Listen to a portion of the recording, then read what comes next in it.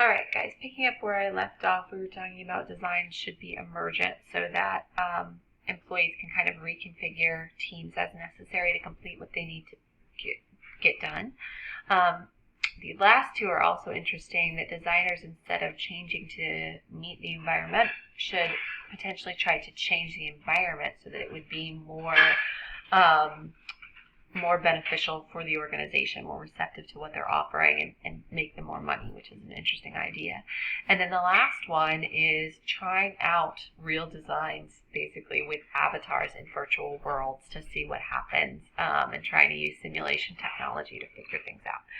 I don't know how likely that last one is anytime soon, though certainly we have the technology to do things like that.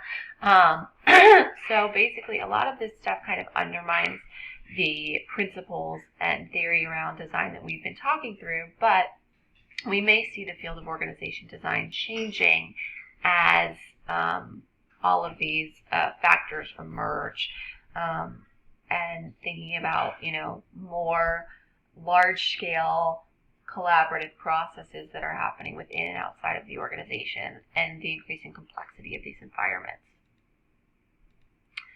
All right, so the future trends that your book talks about are big data, digital technologies and platforms, and sustainability in the triple bottom line. So there's two ways that big data affects organizations. One, power shifting from the top decision makers to the people who actually do the data analysis and have the expertise. Two, changes the speed of decision-making practices. For example, in advertising, instead of picking one big campaign, marketing departments and ad departments are creating lots of little ads and different ads across different platforms, not only including television, but also YouTube, Facebook, Twitter, Instagram, based on real-time analysis of responses to those ads, and to target different markets on the different platforms. So big data is really going to start affecting every point of the star, and how that should be integrated into the organizational design is something that designers are going to have to think about. If you're not familiar with big data, it's basically a data set that is extremely large, so that organizations are looking at every single data point. So every credit card transaction, every click on an ad, and they use algorithms to analyze the data in real time. So it's a much bigger data set, and it's a much more accurate view of what's happening and what's working. Then in terms of digital technologies, platforms, and business models, a platform is a business that basically brings together two sides. So eBay is a platform for sellers and buyers. Etsy is a platform for individual creators and buyers to come together. So technology is allowing employees to kind of manage themselves, self-mobilize, allow them to collaborate more effectively with each other. So we do see more kind of self-managed team possibilities, less hierarchy, lots of sharing of information and resources to allow these employees to connect and collaborate with each other without as much oversight and authority coming from the top.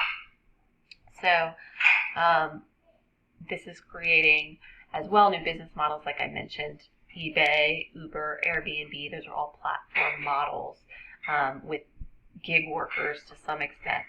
Uber at least has gig workers, which is also changing the way that we work. So there's going to be a lot of questions about coordination, what constitutes authority, like who should have authority, who should be able to tell people what to do. How will we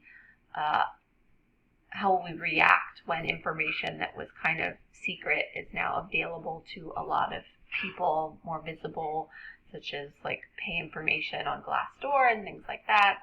How can we change HR practices, structures to make all that stuff work? Last one is sustainability in the triple bottom line. I mentioned this a little bit before. This is where organizations are focused on more than just the economic outcomes, but also social and environmental outcomes.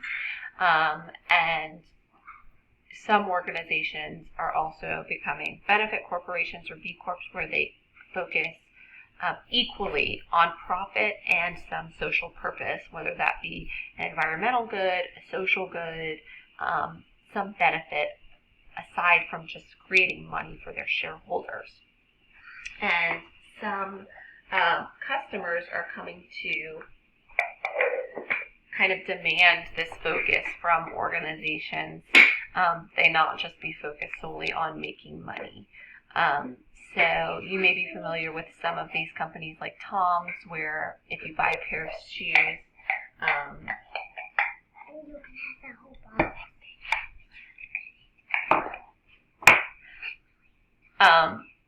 you buy a pair of shoes, they give a pair of shoes. Things like that are kind of along the B Corp benefit corporation lines. These companies also report both their financial outcomes and their social good outcomes. I have a triple bottom line example that we can look at a little bit in class, or you can go to the slides and watch it if you want. And then skills. As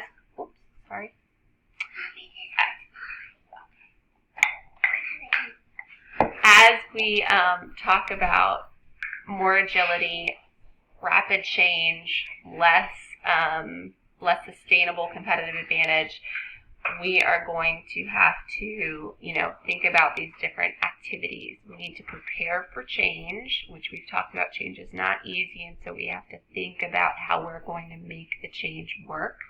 And we have here both managers and then HR practitioners getting together in these design efforts.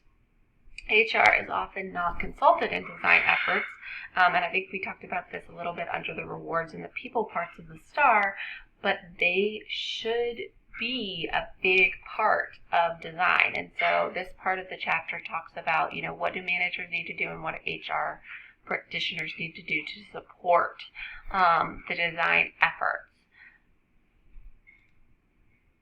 And I think you can kind of look at this throughout the chapter and see where those come in.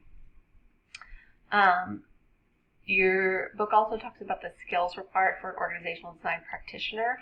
I'm not going to ask you about that too much, but if this stuff is interesting to you and you have an idea in mind that you might want to be a consultant in this area at some point, you might want to look at that as to what you would want to develop going forward.